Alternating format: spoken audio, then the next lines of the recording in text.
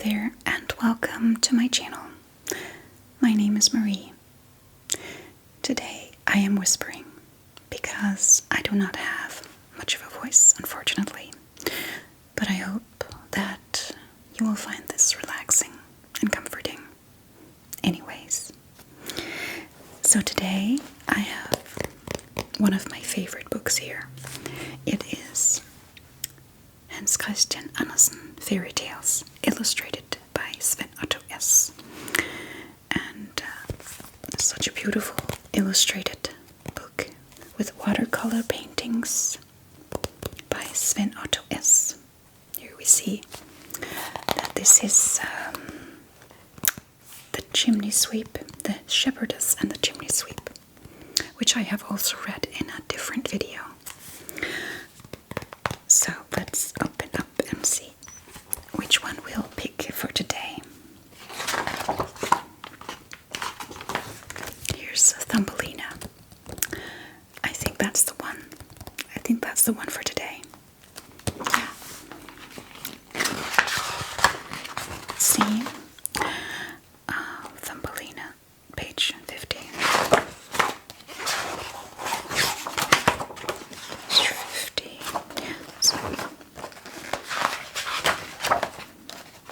There it is.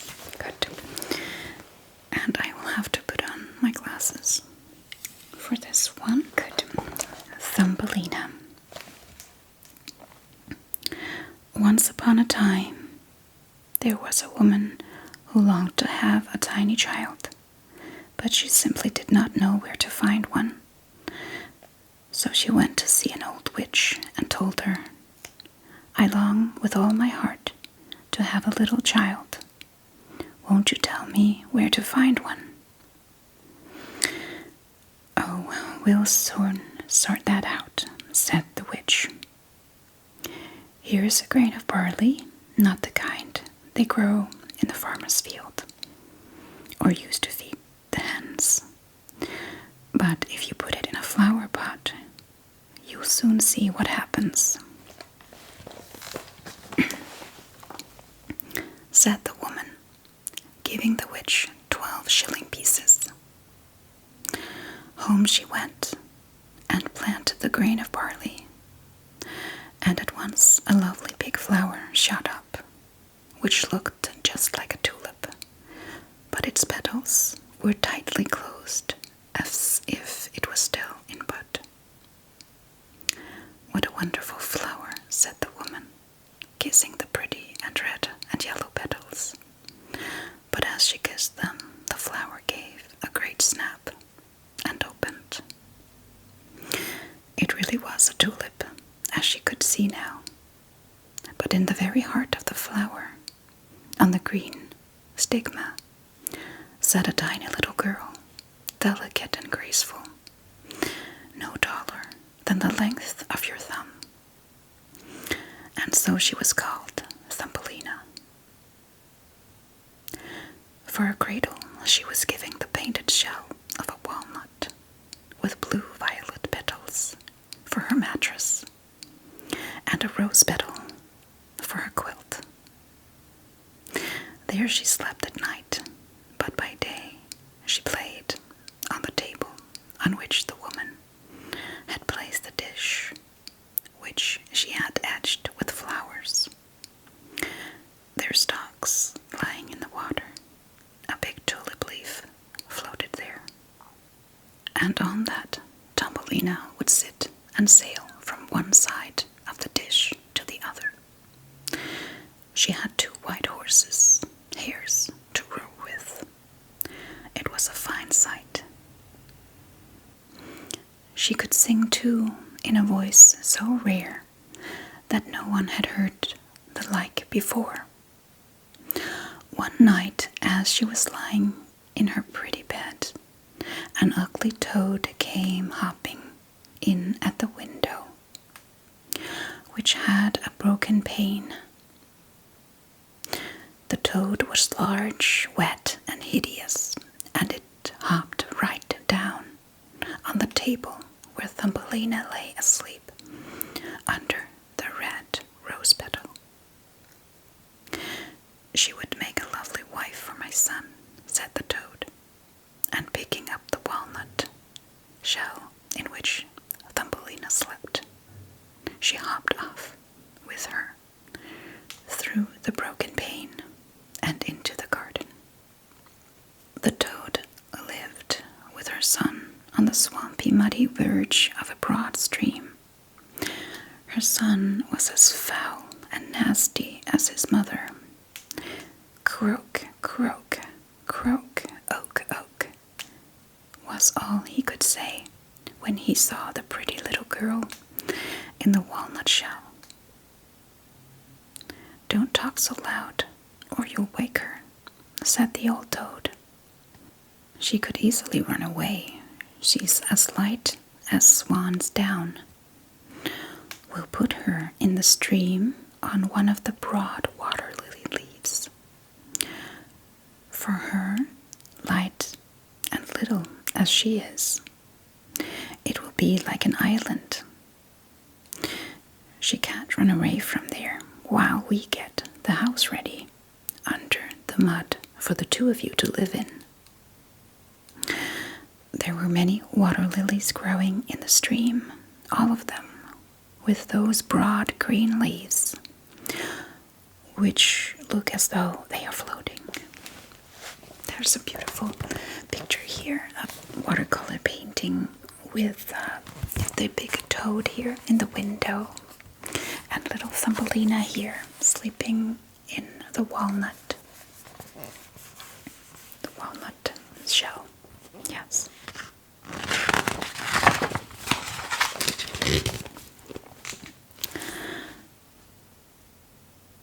On the water.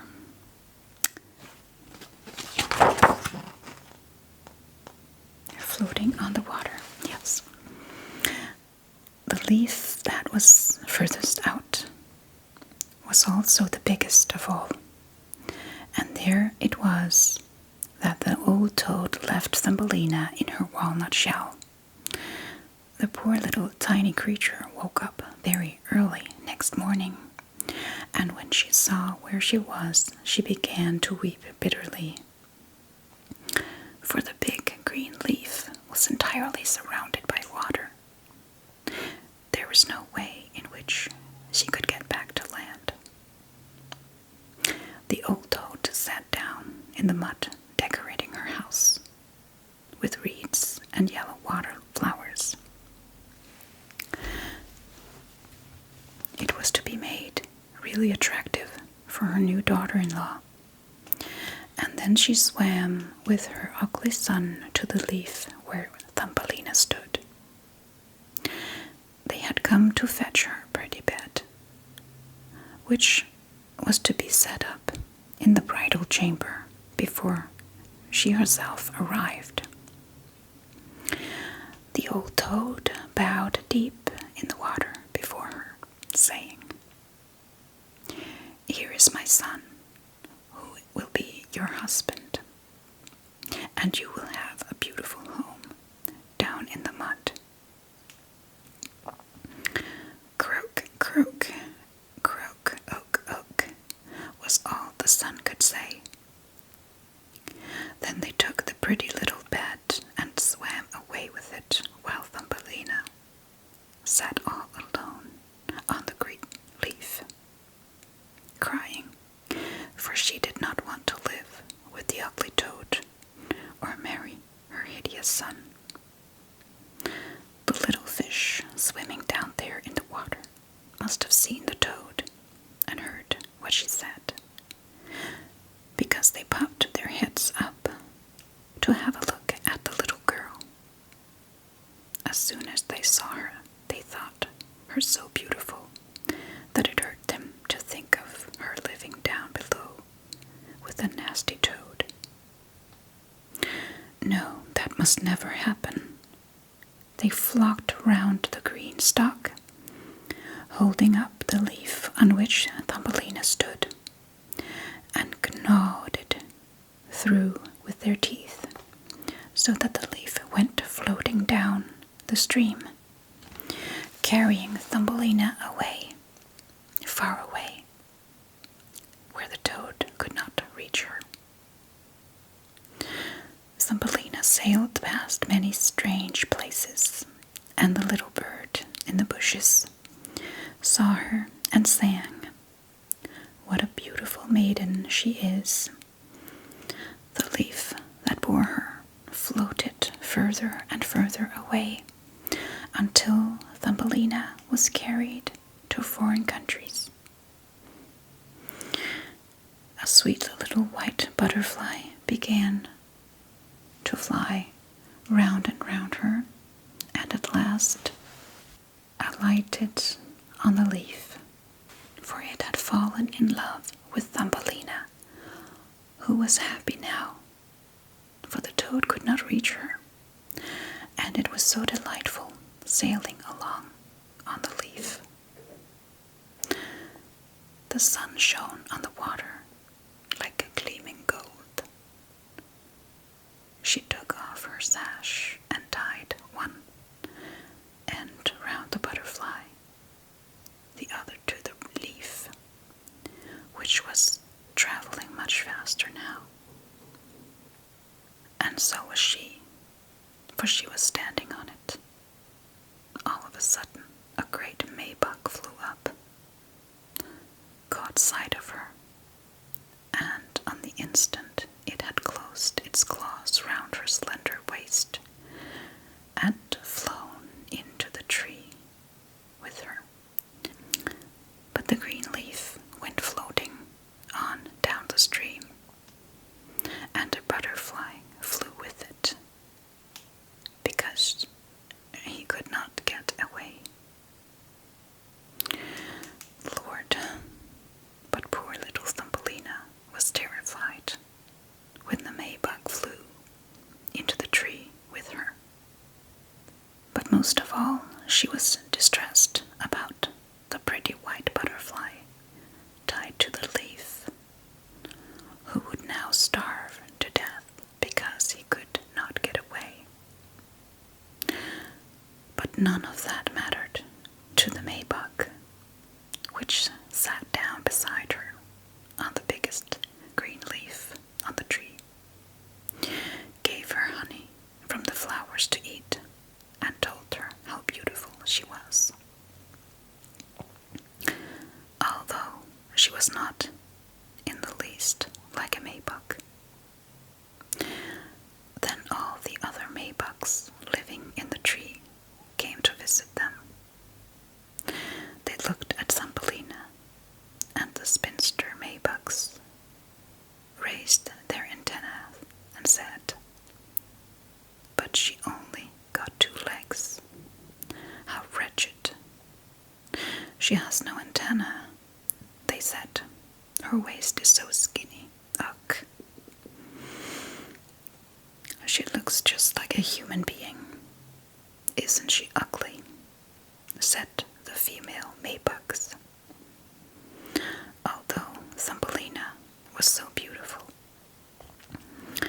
the Maybug who had picked her up thought so too.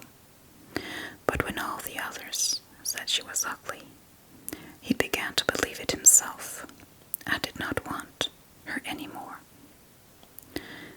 She could go where she liked. She flew down from the tree with her and set her down on a daisy, where she cried because she was so ugly that the Maybug did not want her, although she was the prettiest creature you could imagine, as delicate and transparent as a rose petal. And there's a beautiful picture here of little Thumbelina and the Maybug. And there's a little ladybug too there.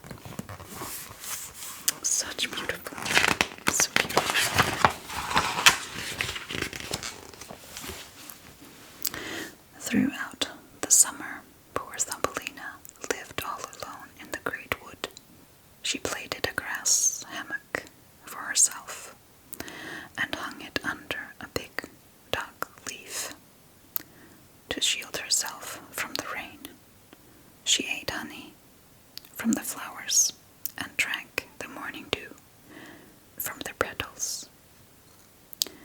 So summer and autumn passed, but then came winter. The long cold winter. All the birds who had sung so sweetly for her flew away. Trees and flowers withered. The big dock leaf, which had been her roof, rolled up until it was no more than a faded yellow stack, and she was terribly cold, for her clothes were worn out, and she herself was so tiny and fragile. Poor Thumbelina, that it seemed that she would freeze to death. Soon it began to snow, and every snowflake that fell was the same to her as a shovelful would be to us, because we are big, and she was no taller than a thumb. So she wrapped herself in a withered leaf, but it was no good. She was still shivering with cold. Just outside the wood, where she was now, lay a big cornfield, but the corn had gone long ago, and only the bare, dry stubble rose out of the frozen earth. The stubble was like a forest to her, and as she walked through, she shuddered with cold.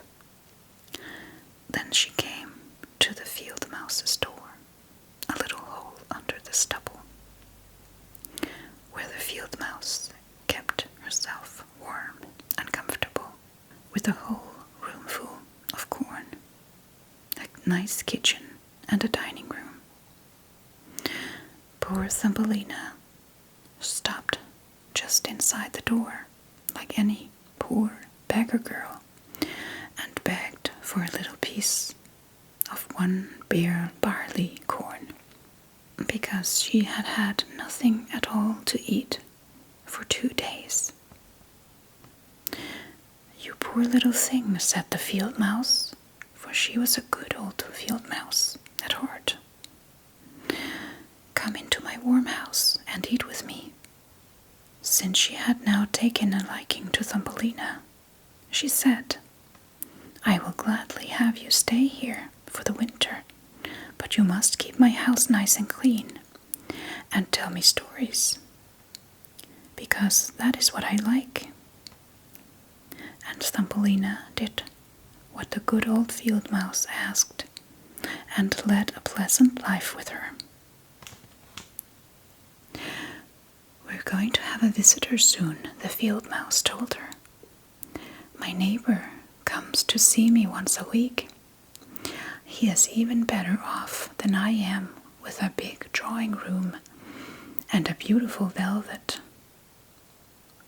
If you could get him for a husband, you would be well looked after, but he cannot see. You had better tell him the very best stories you know." But Thumbelina did not do as she said, because the neighbor was a mole, and she did not want him at all. He came to visit them in his black velvet coat, very rich and learned, as the field mouse had said. His home was more than 20 times as big as the field mouse's, and learned he certainly was. But he could not bear the sun and pretty flowers, and spoke ill of them because he had never seen them. Thumbelina had to sing for him, and she sang both "Fly, Maybug, fly." And the monk walked in the meadow, and the mole fell in love with her for the sake of her beautiful voice. But he said nothing, because he was a sober-minded man. He had just dug a long corridor for himself from his house to theirs, where the field mouse and Thumbelina were allowed to walk as often as they liked. But he asked them not to be afraid of the dead bird which was lying in the corridor. It was a whole bird with feathers and beak, which must have died just before the winter began, and was now buried where he had dug his passage. The mole picked up a bit of rotten wood in his mouth,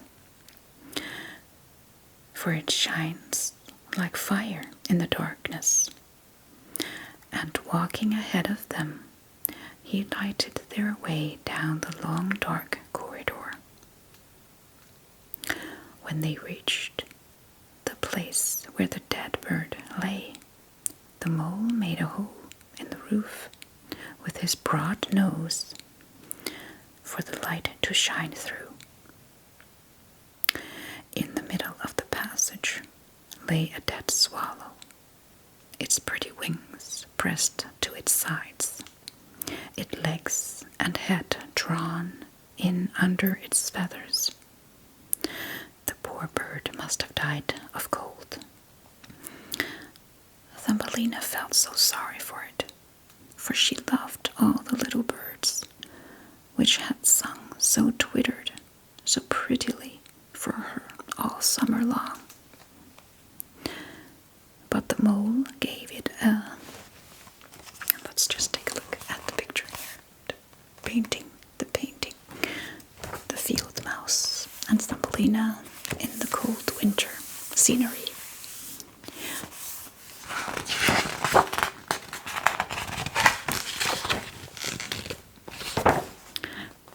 But the mole gave it a push with his short legs and said, "That won't be cheeping anymore. How miserable it must be to be born a bird. Thank goodness none of my children will be, because a little bird like that has nothing but its twittering, and in winter it must die."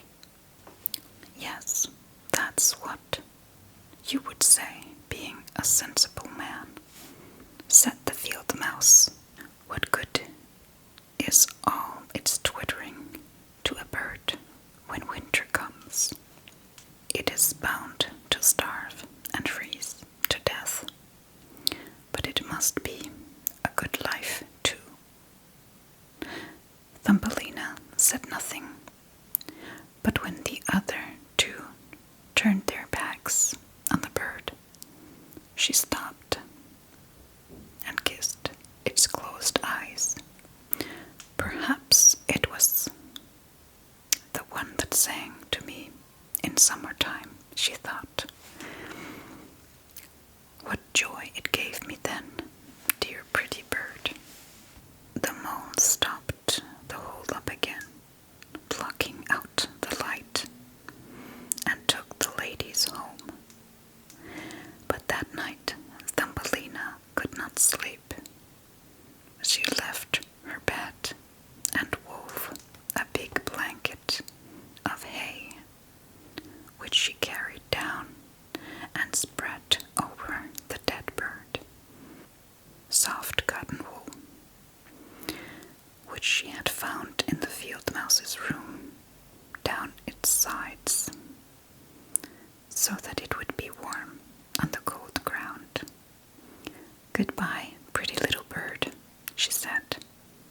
"Goodbye, and thank you for your lovely song in summer, when all the trees were green and the sun shone down so warmly on us." She laid her head against the bird's breast and started back, because there seemed to be something beating inside the bird's heart. The swallow was not dead, but in a swoon, and now it was warm.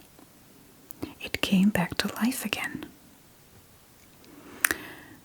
In the autumn, all the swallows fly off to the warm countries, but any that laid, freeze, and fall down dead, to lie where they fall until the cold snow covers them.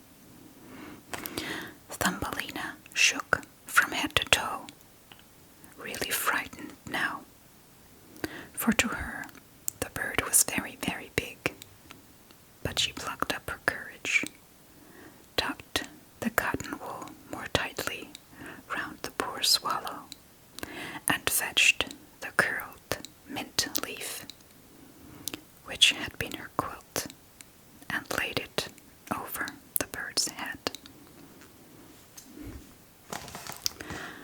Next day she crept down to it again, and now it was fully conscious, but so weak that it could only open its eyes for a moment to look at Thumbelina standing with a piece of rotten wood in her hand, for she had no other light. "Thank you, lovely child," said the sick swallow. "You have warmed me so beautifully that I shall soon regain my strength and be able to fly out in the warm sunshine." "Oh," she said, "it is very cold outside, cold and freezing. You stay in your warm bed, and I will take care of you."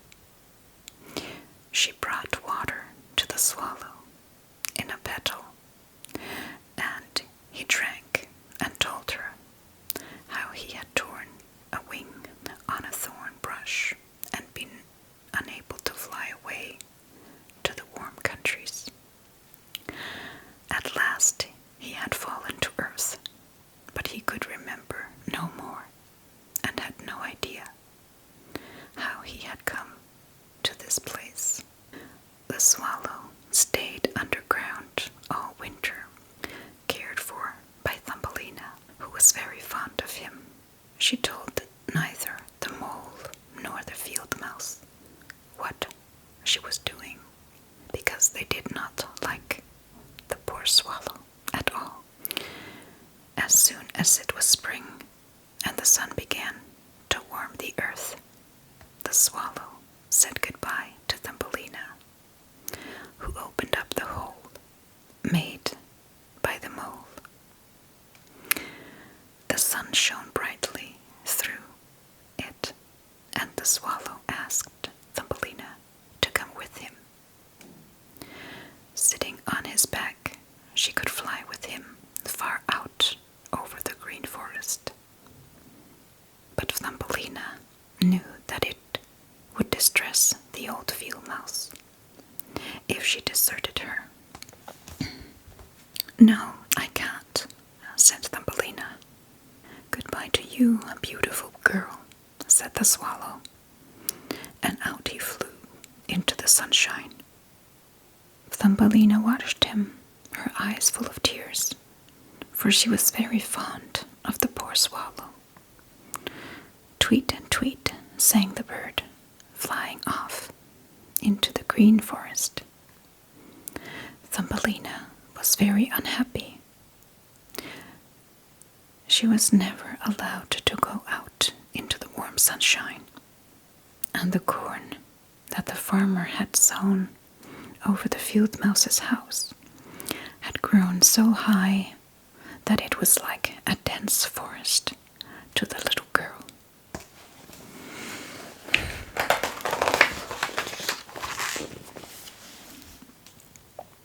Who measured only a thumb's length. "Now you must spend the summer making your trousseau," the field mouse told her, for by now their neighbor, the drab mole, in his black velvet coat, had asked her to marry him. "You must have both woolen and linen cushions and bedding when you become the mole's wife." Thumbelina had to spin by hand, and the field mouse hired 4 spiders to spin and weave night and day. Every night the mole came to visit them was that when the summer was over,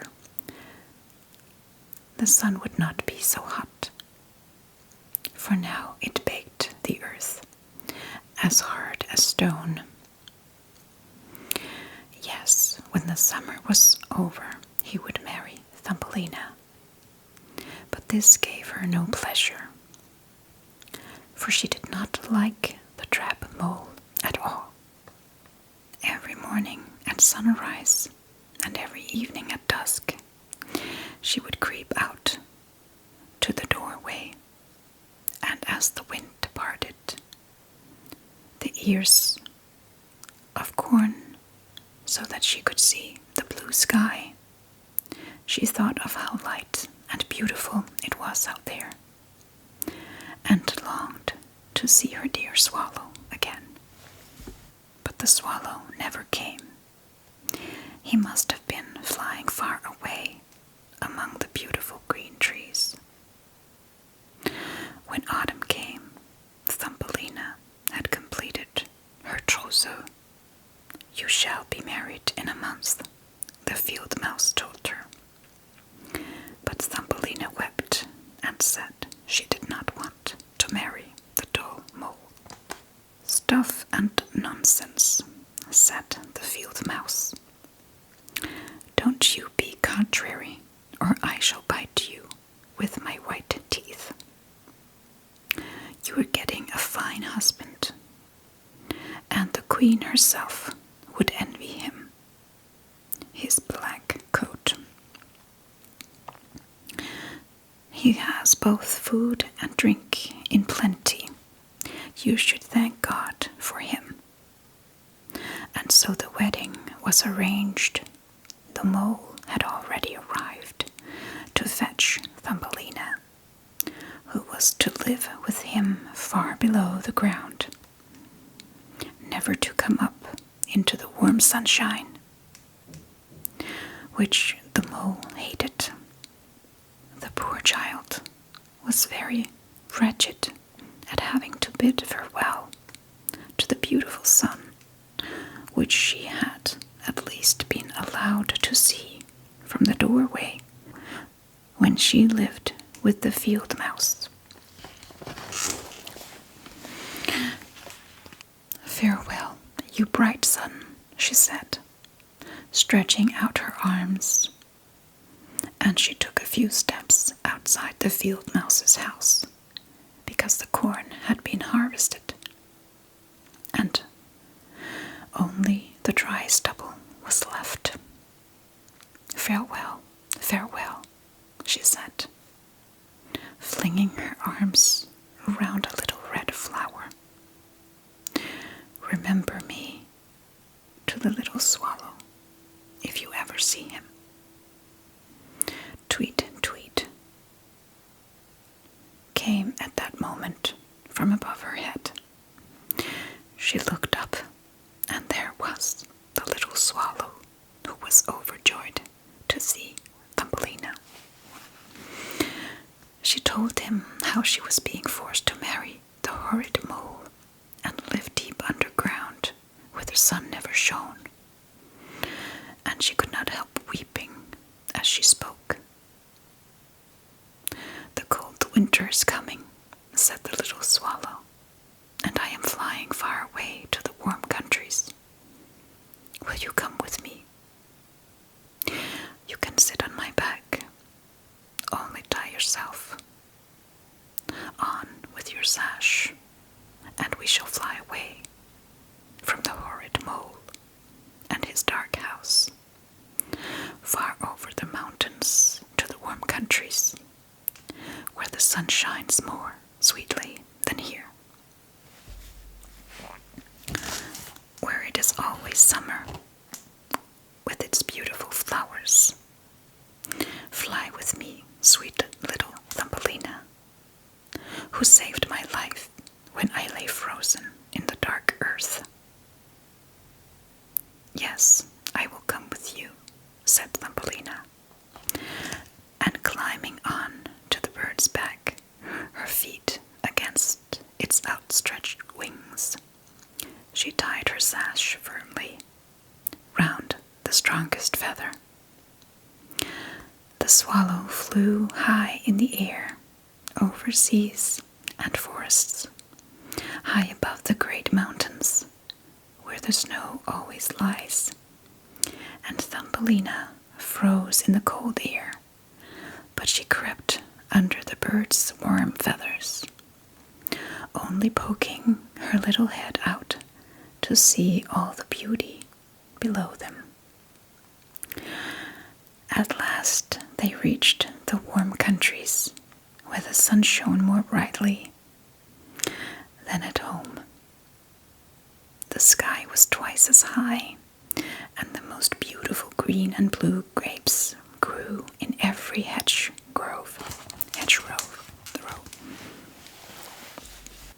At last they reached the warm countries, where the sun shone more brightly than at home. The sky was twice as high, and the most beautiful green and blue grapes grew in every hedgerow. Oranges and lemons hung in the orchards. There was a scent of myrtle and mint, and lovely children ran down the road playing with big, gaily colored butterflies. But the swallow flew on, and the land grew more and more beautiful. Under the green trees, beside a blue lake, stood a shining white marble palace from ancient days, with vines twining themselves round the tall pillars. At the top of them there were many swallows' nests, and in one of these Thumbelina's swallow lived.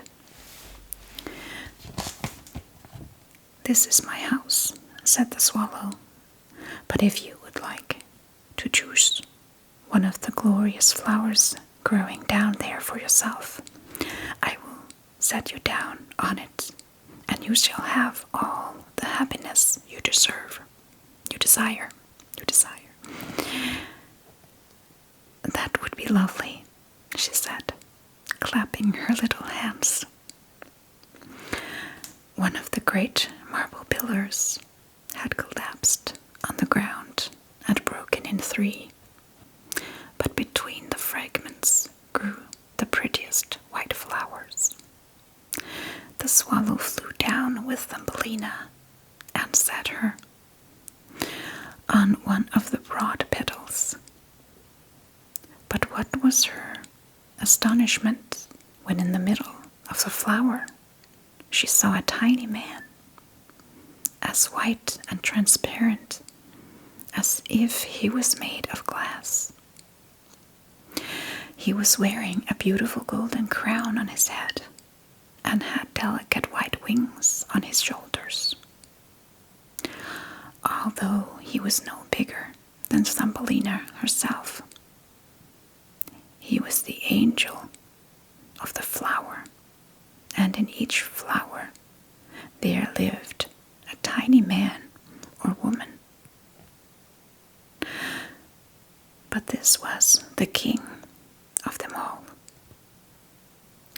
"Oh God, how handsome he is," Thumbelina whispered to the swallow.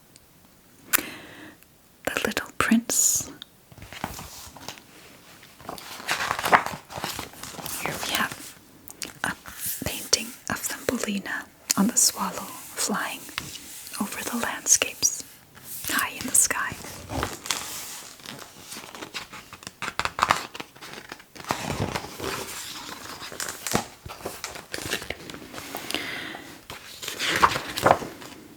The little prince was afraid of the swallow, which was a giant to him, tiny and slender as he was. But when he saw Thumbelina, he was overjoyed. She was the very prettiest girl he had ever seen, and at once he took the golden crown off his own head and put it on hers. asking her name and if she would marry him and become queen of all the flowers. Oh yes, this was indeed a man. Nothing like the toad's son or the mole in the black velvet coat. So Thumbelina accepted the handsome prince, and from each flower there stepped a little lady or gentleman, each one a delight to the eye. Each had a present for Thumbelina, but the best present of all was a pair of wings from a big white fly. When they were attached to Thumbelina's back, she too could fly from flower to flower. There was great rejoicing, and the little swallow sat in his nest, singing his best songs for them all, although his heart was sore because he loved Thumbelina dearly and never wanted to be parted from her. "You shall not be called Thumbelina," the flower angel told her. "It is an ugly name, and you are so beautiful. We will call you Maya. Farewell, farewell," called the little swallow when it flew away from the warm countries, again off to Denmark. There it had a little nest over the window of the man who tells fairy tales. Tweet, tweet. And there's a beautiful painting here of the little fairyman, or the little prince, king, flower king, giving his crown to Thumbelina.